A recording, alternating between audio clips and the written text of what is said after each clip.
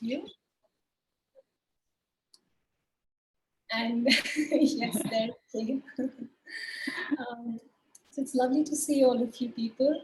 And I'm joining in from New Delhi, India, and it's a very hot summer day where I am, and especially more in my mother's kitchen where I'm working today. And I'm very excited and pleased to share with you a few recipes which are very common. They're commonplace staples in almost every kitchen across the length and breadth of the country, from north to south and east and west. Otherwise, the cuisines in the country are very varied, but these three are usually found during the season, and we're expecting the monsoon. So the first one, we're going to be making our baked spinach and onion fritters. And this is a very popular favorite with every Indian household during the rainy season. So come rains and everybody in the evening time is looking for these fritters. They're also found as street food, and they're made in homes, and we make fritters of almost every vegetable, but today we are going to be using spinach and onions. So I'll begin with the first one, and I'm going to keep having to adjust my screen height so that I can show you, and my face may get cut off in portions, but I hope you'll bear with that. So here,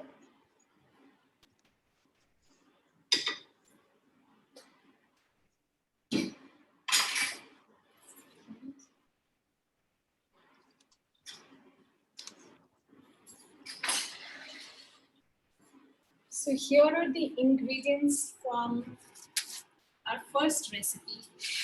Right here, we've got some chopped spinach, some chickpea flour, some chopped onions. These are about 3 medium-sized onions. Some coriander. Yes, some coriander powder, some salt, de-seeded and chopped green chilies. These are some carom seeds, and this is some dry mango powder. Dry raw mango powder, which is a common ingredient in Indian kitchens. I'm not sure how available it may be, but it can be omitted if not available. And what we're going to do now is just mix all of these ingredients together in a big mixing bowl. So I'm going to start with the spinach. And now how can we substitute the spinach or the mango? You could perhaps omit the mango powder, and you could maybe squeeze some lime juice because this is sour. It adds a little bit of a sour taste. It's dry raw mango powder. And the spinach, I imagine, would be available everywhere. And if we didn't want to use the spinach, maybe kale? Or... Yes, sure. We could try any leaves that you like. So I'm using spinach, but please feel free to use leaves of your choice. And I'm going to add in the chopped onions.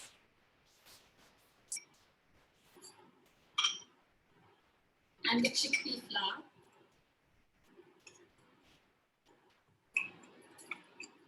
So my measurements may be a little all right today, but the recipe's got it right because I didn't have measuring cups here at my mom's kitchen.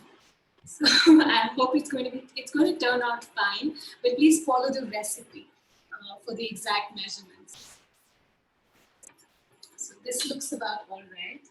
I'm going to set this aside. I'm going to add the carom seeds, the dry raw mango powder. You can omit it and add squeeze some lime juice instead of this. De-seeded green chilies, again, these are optional. If you do not eat chilies, you can totally omit these. Some coriander powder. And salt to taste. So I'm going to go with about that much. This is rock salt that I'm using, Himalayan rock salt.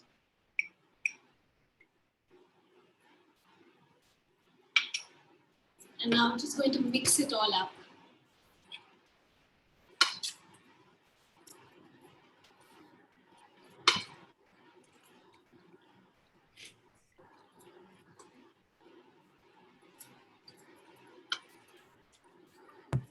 Sorry, I didn't hear which seeds you said you were using. Was it? It It was de-seeded green chili. But the caraway, I think you said caraway seeds, is that possible? Carom seeds, but they're very close to caraway seeds, I think. I think they're very similar. Okay. They're carom seeds. Carom seeds. Thank you.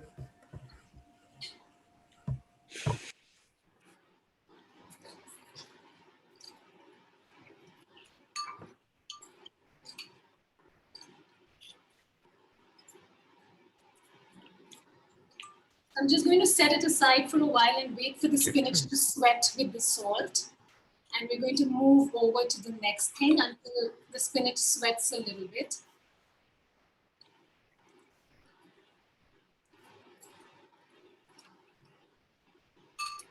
I'm going to add some more salt.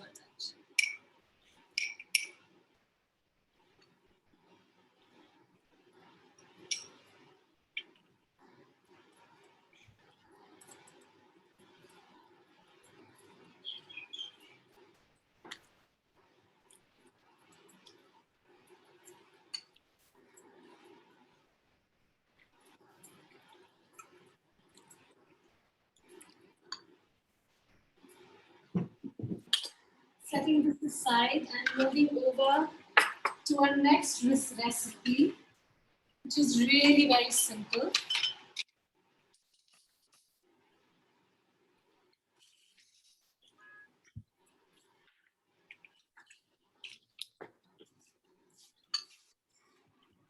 So our next recipe is called a chutney. It's really a dip made with coriander leaves or cilantro and mint leaves. And it's made fresh every day in Indian homes. And it goes as an accompaniment to almost everything, you know, to our main meals, to our snack. So like today, we'll be eating it with the fritters that we're making. But it really goes as, you know, it's always found on every kitchen table, on every Indian household table. It's always just there, like one jar of fresh chutney. And we use it with so many things. And it's really super simple to make it. So for that, we've got a cup of roughly chopped cilantro or coriander leaves, some mint leaves, de-seeded and chopped green chili. Again, this is optional based on your spice level, how much you can tolerate or not. So you can omit it if you do not like any spice. Some chopped ginger, some chopped garlic, and I've got some tamarind paste. If tamarind paste is not available for you, you may use lime juice instead. So again, the tamarind adds a little bit of sourness and it can be replaced with lemon juice. And I'm not using any jaggery powder in my recipe, but sometimes we can also add, if somebody prefers a little sweet, even a little jaggery powder can be added to balance the spice and the sourness. So now what we do is mix, we put everything in a mixer grinder.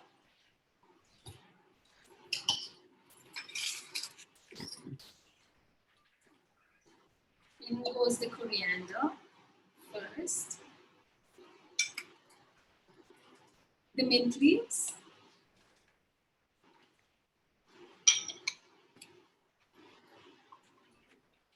green chili,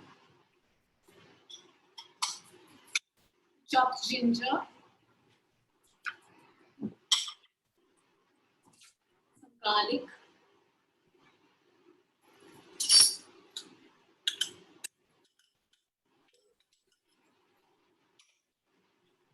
tamarind paste,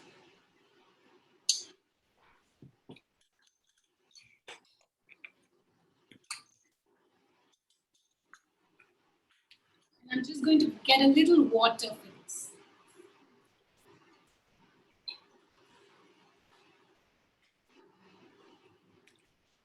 Just a little water to help with the blending.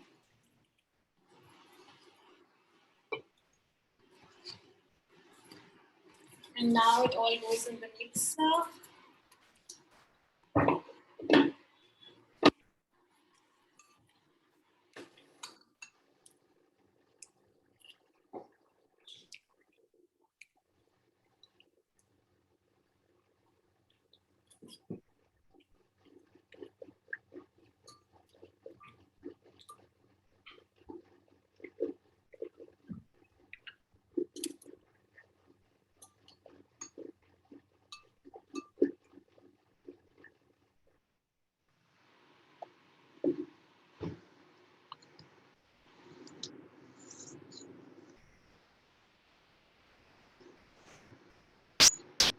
I'm going to give it a minute for it to open easily.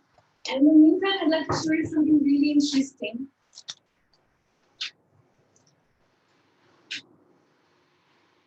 So this is what my mom uses to grind the chutney. It's a stone grinder. She still uses this. So this is what was traditionally used for making the chutneys instead of the electric mixer grinder. The leaves go all here and then this big stone helps grind it. And of course, this adds a different kind of flavor and it's just, it's much more delicious somehow. But for the sake of convenience, we are now using the mixer grinder. I'm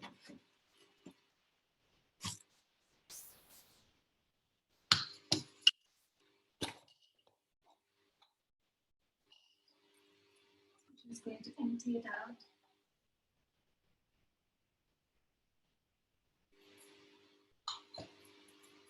So this is what it looks like after it's been blended. It's really lovely and green and so fresh.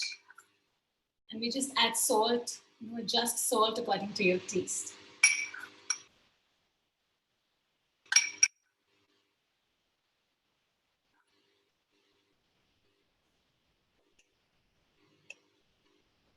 So the chutney is ready. This is a mint and cilantro chutney. The accompaniment for our fritters is ready. And now let's look at the mixing bowl again.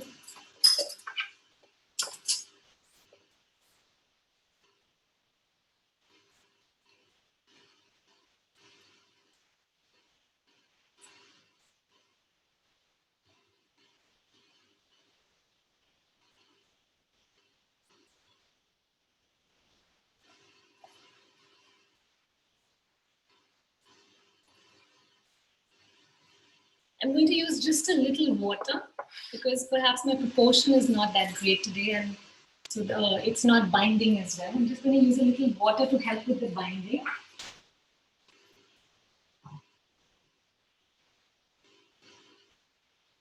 Just a little bit of water to get the salt nicely mixed into the spinach. That's about it.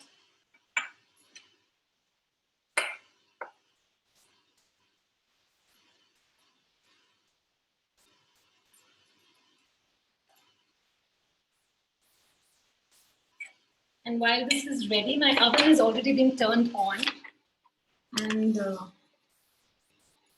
we preheated. And I'm going to set it to 200 degrees centigrade.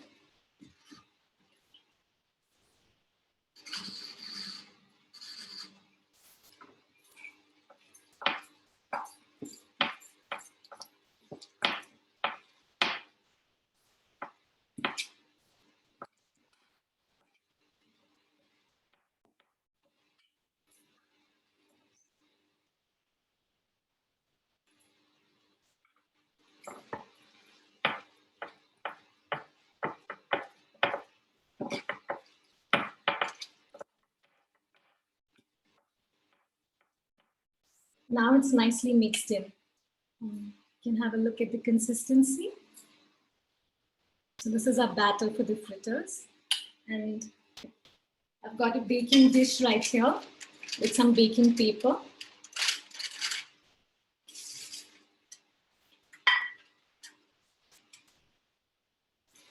I'm just going to take a big spoonful of this batter.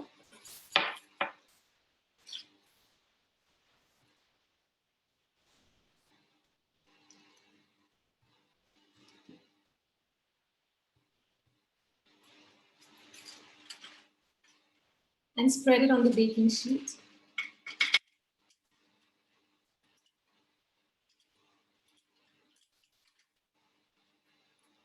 I'm going to flatten it a little bit using my hand.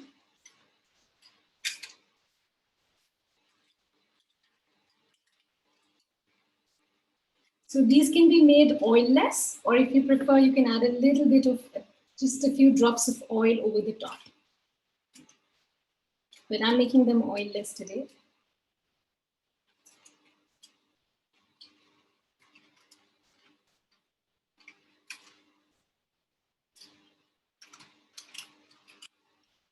Flattening it a little so it cooks really well from everywhere.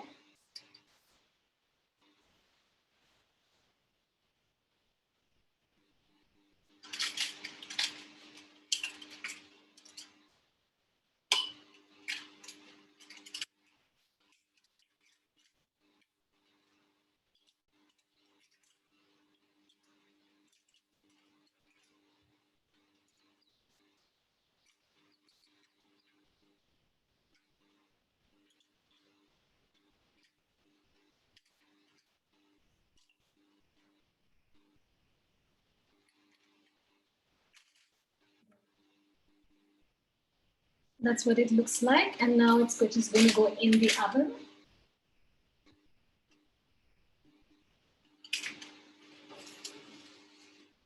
And we're going to let it bake for 30 minutes. Now this may change according to your oven. So just be a little careful beyond 20 minutes. Just have a look, keep checking on it if it's brown already, if it's nice and brown on the top or bottom. And then once it's baked on the bottom, then we flip it over and bake it again for another 15 to 20 minutes. But please be careful with your oven because sometimes temperatures differ. So it's a good idea to keep a watch on it beyond 20 minutes. So it's at 200 degrees Celsius for 30 minutes on my oven right now. And we're going to move to the third dish while this gets baked. Just give me a moment to wash my hands.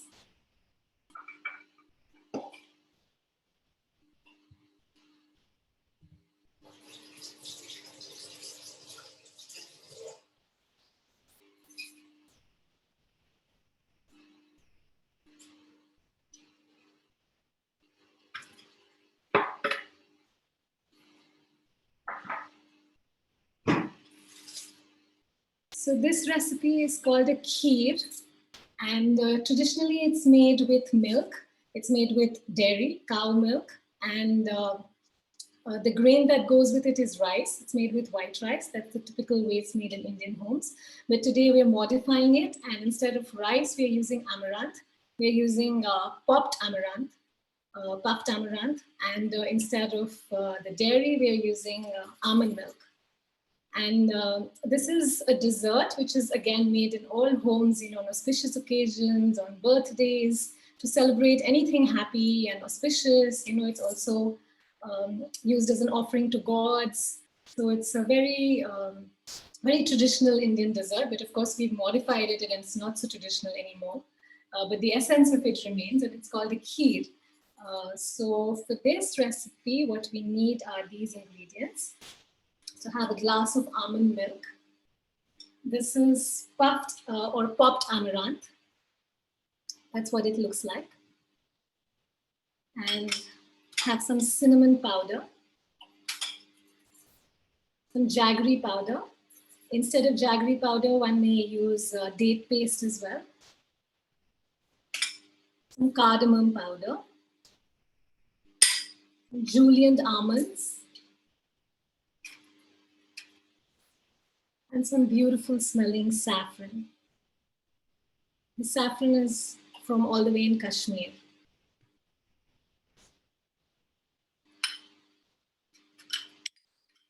And now what we're going to do is take a pan and bring the milk to a boil. I'm just going to pour the milk in the pan.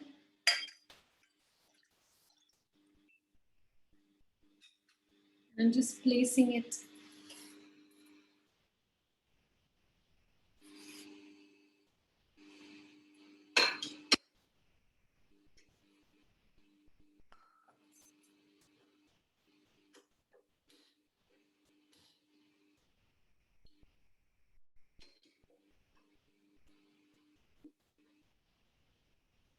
I'm going to wait for it to come to the first boil.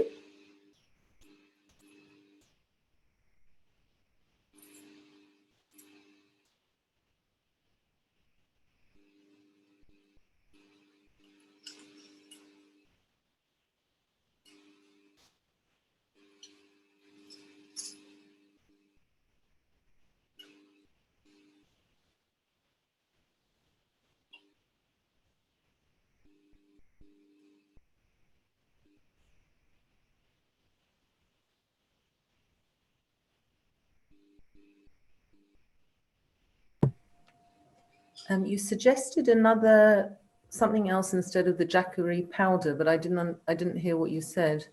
I mentioned date paste. If you get dates. Date yes, paste. Dates, Okay. Yeah, you can make paste with dates. That would be a good alternative. Thank you. So it's come to a boil now. The milk has come to a boil. And I'm just going to add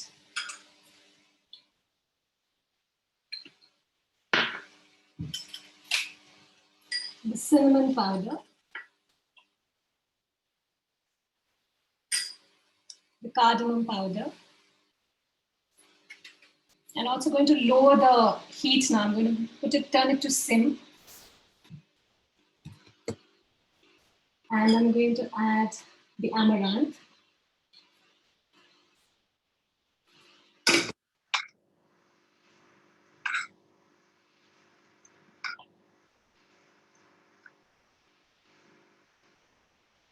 The jaggery powder.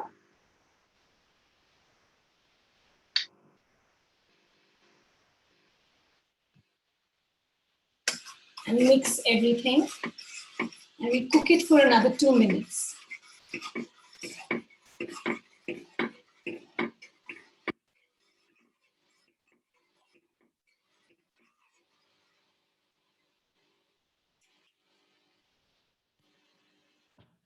Turning it to medium flame now.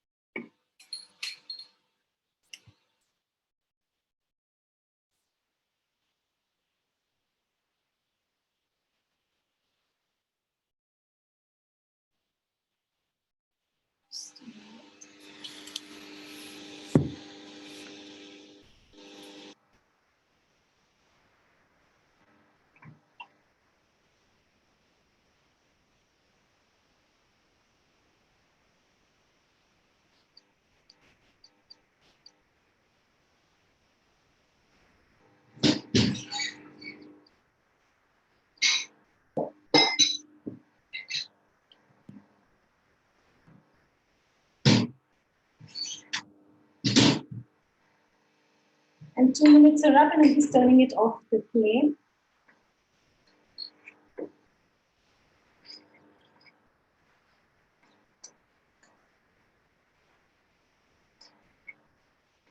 Just giving it a good mix. And then pouring it into a dish.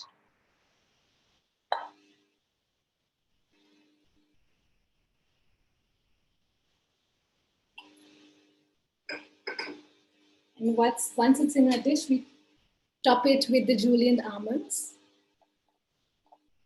These almonds can be toasted as well. And the saffron.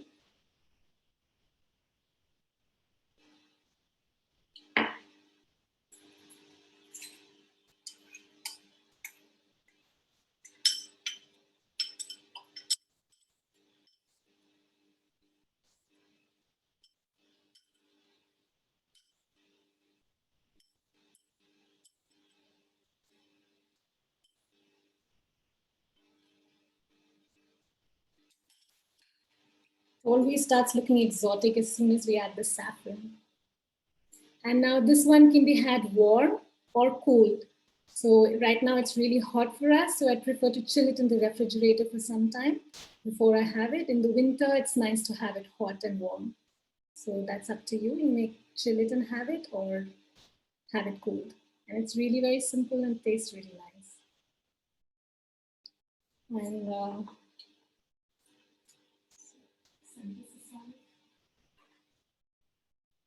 just going to go back to our very first dish and have a look at it. How much time do we have, Guinness?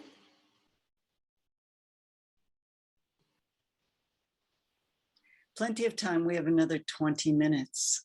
Oh, wow. Okay. So I think we can chat a little bit because this will take a little bit. And we're done with I'm sorry. Do any modern people use that stone for grinding?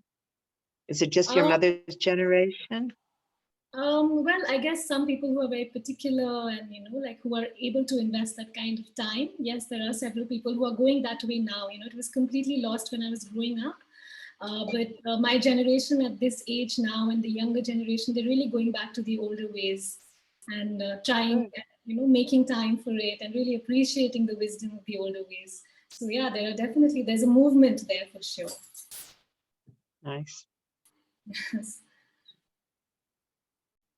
but it's a big effort, you know. It's so heavy to move it around, to have it placed. It takes up a lot of space and time as compared to the mixer grinder, which is just a jiffy.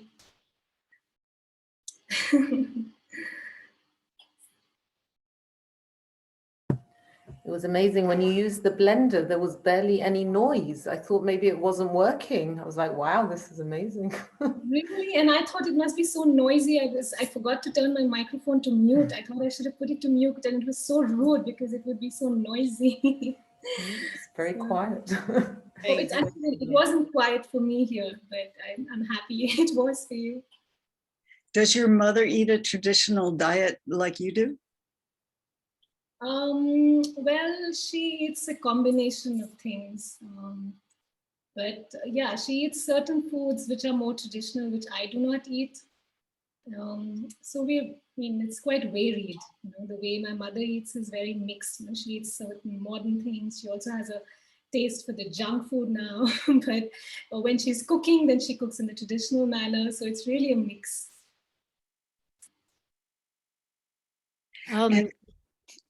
I was just going to ask, and then you can continue if you like.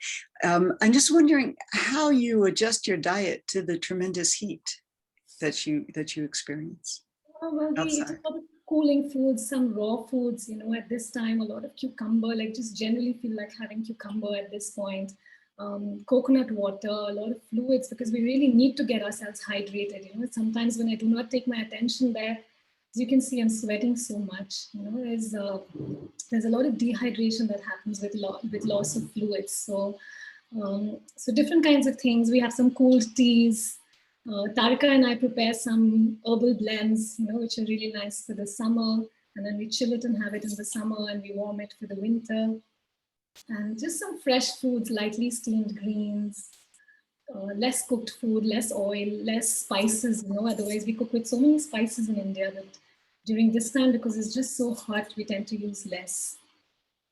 And some fruit, we have lovely fruit in this season, like India's, I mean, really blessed with a lot of rich fruit in the summer. So yeah, make time for some fruit, you know, enjoy the fruit. So many mangoes right now, and peaches and lychee. Can you explain again about the connection of spices and heat? How does one balance or So use we the have some spices like, you know, we use cardamom powder, we use a lot of dry ginger powder sometimes, and all of these create heat in the body, you know, pepper. So we use more of these in the winter season because we need that for our digestion because it's cold and it really aids the digestion. But in the summer, it's already so hot that we go minimal on the spices. And it just feels lighter and fresher to eat just fresh fruit, fresh, you know, just lightly steamed vegetables with some lemon juice or. I was thinking that if you're using a spice that causes the body to expel, that it's you sweat almost, or you're taking out because of the spice, that would be a cooling food for the heat. Is that no? I guess some of them would be, but not ginger and pepper. They do create more heat in the body. What about the chilies? You use chilies in your recipe? Yes. That's not hot? Chilies in the summer work well, actually. Say again? Chilies in the summer work a little bit better. We do end up using a lot of chilies here in the summer, and we wouldn't use the chilies in the winter because in the winter it would, you know, disperse the heat and we would feel more cold. But some of the lighter stuff, actually lighter things like coriander powder, cumin powder, chilies, the lighter spices, you know, we tend to use in the summer. And like Manjari said, the hotter ones, we have a lot of heating ones as well. In Ayurveda, we have a whole you know, we have like some 40 spices, and then each one has a different effect on the body. So we put aside the winter ones for the winter and the summer ones for the summer. So we do segregate a lot with the spices. But in terms of the hot spices, it's definitely nice in the summer as well to use a little more. I think the fritters look done. I'm just going to pull them out of the oven so I can show you.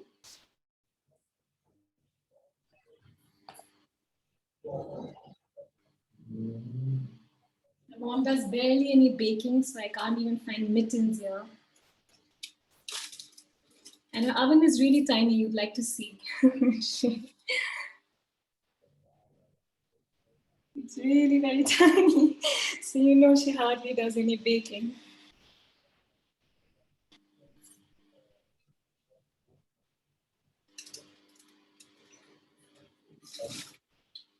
So this is what it's looking like right now, but it's not completely done. It would be nice to have it a little bit more brown still. So I'm going to pop it back in the oven. The idea is to get it nice golden brown and crisp on the top and also at the bottom.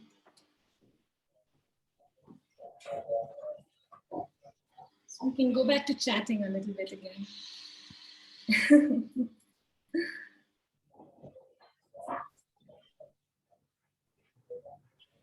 Can we have a bit more information about the spices for the summer and winter? I found that very interesting. Right. So Is that coriander, possible? yes, of course. So the cooling spices that we use in the summer are coriander seeds, like Larika already mentioned, also fennel. In fact, we even make a decoction with coriander seeds, cumin seeds, and fennel seeds. You know, CCF, it's called in during modern days, we call it the CCFT. It's made using coriander seeds, cumin seeds, and fennel seeds. And we just boil it, bring it to a boil, and simmer for a little while, and then turn it off, take it off heat, and cool it, let it cool, and then we drink it, which is very cooling for the stomach. And several people also soak coriander seeds at night. You know, so in a glass of water, we soak some teaspoon of coriander seeds, and in the morning, strain it and just have the water because it's very cooling during this season. So these are the cooling spices.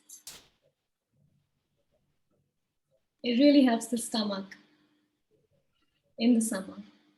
And in the winter, we'll avoid this. You know, in the winter, we go for the warmer spices. We'll have more ginger, dry ginger powder. Manjari, how hot is it there now? Well, I'm just going to look at the temperature and let you know exactly. It's very hot.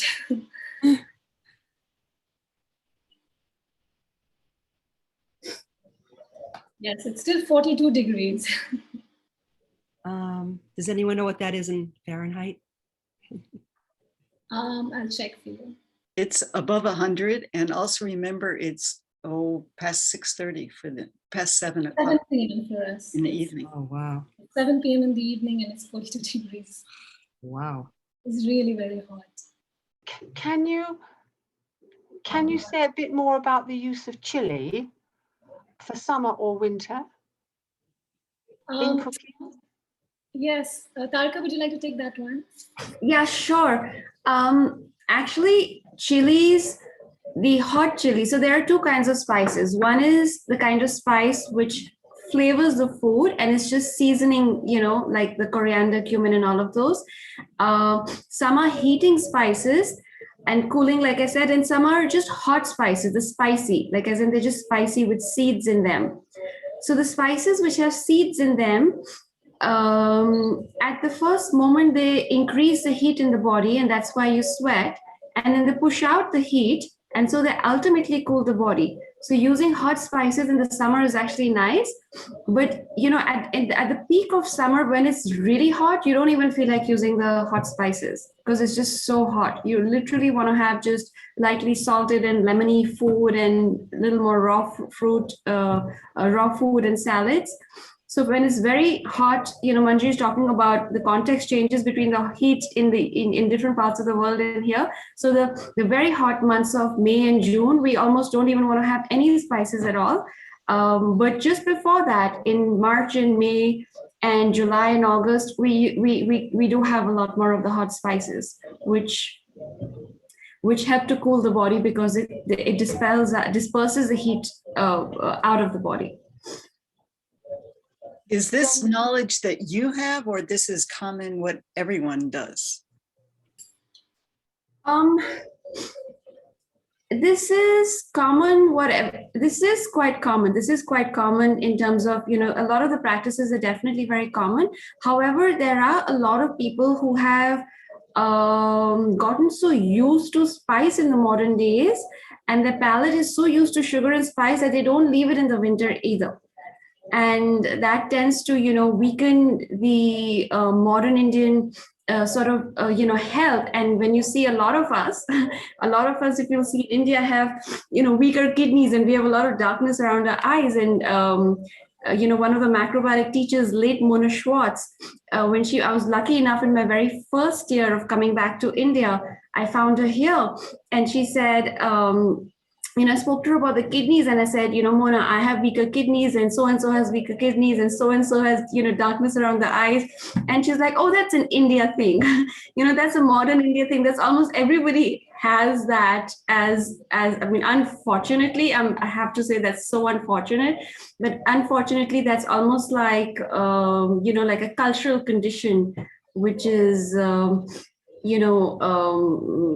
prevalent. And it's definitely got to do with, not following the seasons anymore, and being a little bit more addicted to hot spices and sugar, and of course the chemical modern foods, and not some of the people don't eat according to the seasons, and it leads to more of this for sure. And I'd like to add, Ginat, traditionally everything was so beautifully set in the Indian calendar.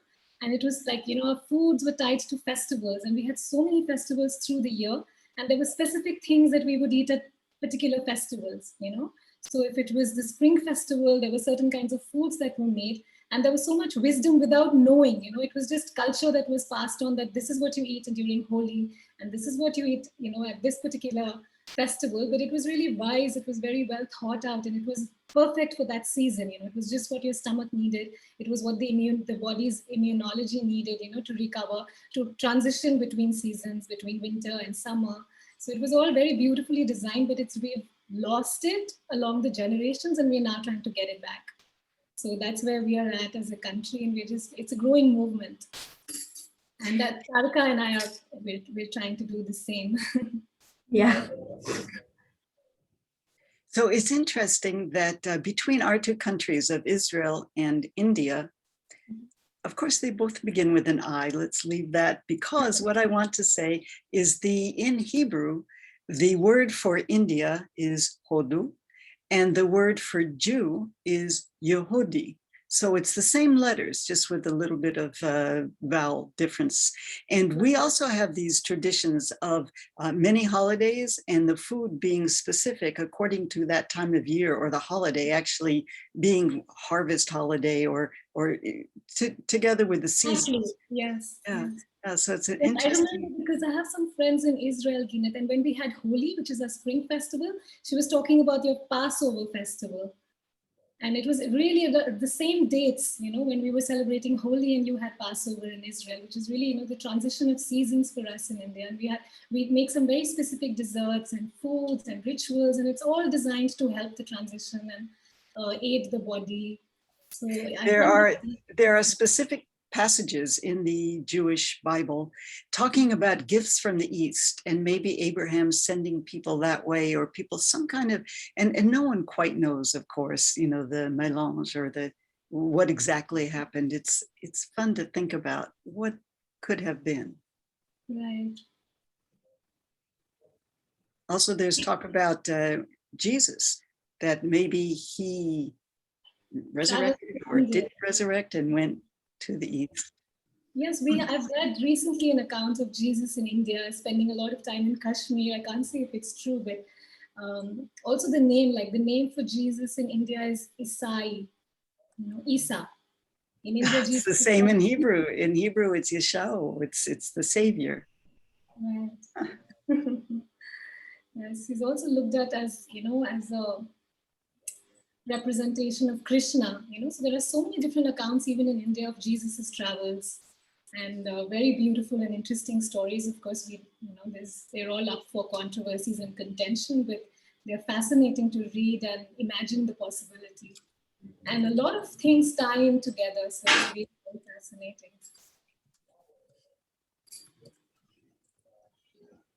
And I'm going to just look at this. I hope it's ready now.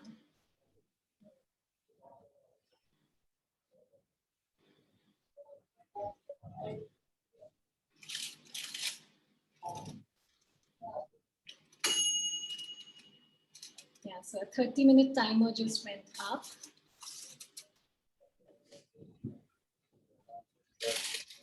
It's much more golden brown now.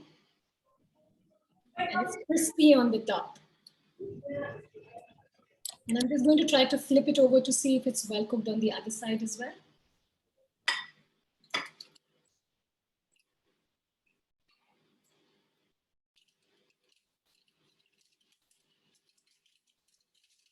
Let it cool a little bit. It's still quite hot.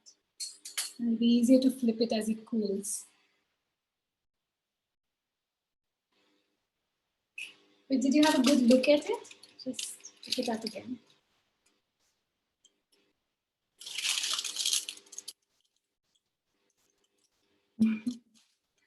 And they go really very well with the chutney we just made.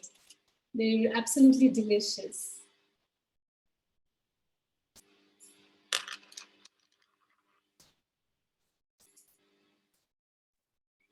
We have yet another question about the spices, the use of chili and spices in the winter, and if chili disperses heat. Yes, I think chili does disperse heat. Tarika, are you here for this one? So understanding is, yeah, okay. Yeah, so because I mean, it's also like what our body is used to, you know, in general, you know, for example, there is, you know, in Indian food, we do have a little more salt, you know, and it tends to be more salt than I've seen, you know, in a lot of different parts of the world. We also tend to have a little more spices, sort of balances it a little bit. I think it's, so by and large, I don't think spices completely let go of. That would be more of an intellectual understanding that spices, you know, to be had more in the summer and less in the winter. Yes, we do have, you know, spices more in the summer or the cooler seasons, but we do use some spice, like it just is part and parcel of Indian cooking to use some sort of seasoning or some sort of spice. And each person individually balances it in their own way, because the body is always going to look to balance. So if somebody has a little more spice, they will probably be balancing it with a little more salt or a little more, you know, long cooked dishes and certain kind of foods. So what I have seen in reality, in practice, is that each person is balancing it, because there are so many ways to create balance. Each person is balancing it in many, many different ways. But as per the understanding of heat, hot spices like green chilies, red chilies, you know, some of the very, very hot ones, because they create a lot more heat in the body, they're a lot like, you know, in a way, they just sort of create this instant heat in the body and it warms up the body. But then after that, you sweat it out and it pushes the heat out of the body. So for example, and the same thing with fruit as well, it doesn't heat the body, but it does cool the body. So I've noticed personally, because, you know, Manjari and I do have, you know, like slightly cooler bodies, and we always try to create more warmth in our system. We find it that since we have started eating macrobiotically and we're trying to eat more balanced, that we anyway don't like to eat too much spice, and definitely so in the winter time. And we definitely don't like to eat more fruit in the winter as well, because it, you know, sort of disperses our energy, except for some of the fruit that, you know, is seasonal. And we tend to really eat a lot of fruit in the summer, because for those, like I said, the 2 very hot months in India, it comes about very naturally. I'm not sure if I was able to answer the heat question. Is it like, is there a I missed it because I just went out for a second. I'll read out the question for you, Tarika. Sure. Can you tell us a bit more about the use of chili and spices in the winter if chili disperses heat? Right. I mean, like I said, it's used a little. Hot chilies are used lesser in the winter, and hot chilies should be used lesser in the winter, basically. I think we would probably need to do a session, Manjari and me together, on just spices, and we will discuss like the hot spices, the cooling spices, It's all just recipes. And... the spicy spices, besides hot spices, I mean, by hot, I don't mean like, there are two kinds of hot, okay? I think I need to distinguish here. There are two kinds of hot spices. One is the spice which actually warms the body, which is the ginger and the black pepper and certain other spices that actually warm the body. Whereas hot spices, when we say, we also mean the spicy hot spices, and they have very different effects on the body. So maybe we'll come back to Jeanette's class with like something on just spices very soon and do a class together on that, because there's such a variety. So the warming spices are had a lot more in the winter time to maintain the warmth in the body, and the hot spices, as in the spicy hot spices, are used lesser in the winter time because they definitely make you sweat a lot more.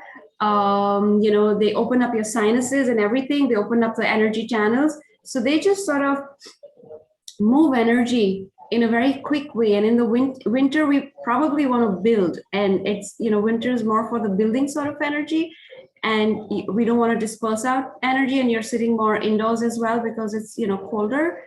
I hope that helps answer that. And in the meantime, I've been able to flip them over as it cooled a little bit, and I'd like to show it to you. So this needs a little bit more baking from the flip side. Just flipped it over. This is what it looks on the top. Nice and golden brown and crispy on the top. But the back, the reverse could do with a little bit more baking.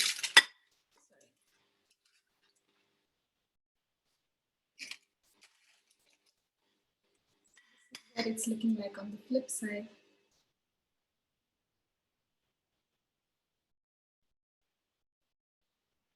We can bake it some more so that it's evenly crispy on both sides.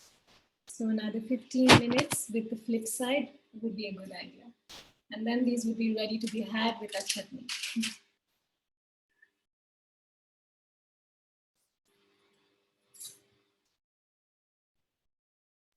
And are we near ending time, Gina? I'm sorry, once more? Are we close to the end of time? Yes, we actually are. You've done a wonderful job. We've really enjoyed it. They look delicious. Everything I hope you will really... try. I hope you try these recipes, and please let us know how you like them and how they turned out for you. Please follow the measures from the recipe, from the written recipes that Ginat will share with you all, because today I had the measures a little bit off. Thank you. Thank you. Thank you so much. Thank you. It was lovely interacting and sharing with all of you. Thank you.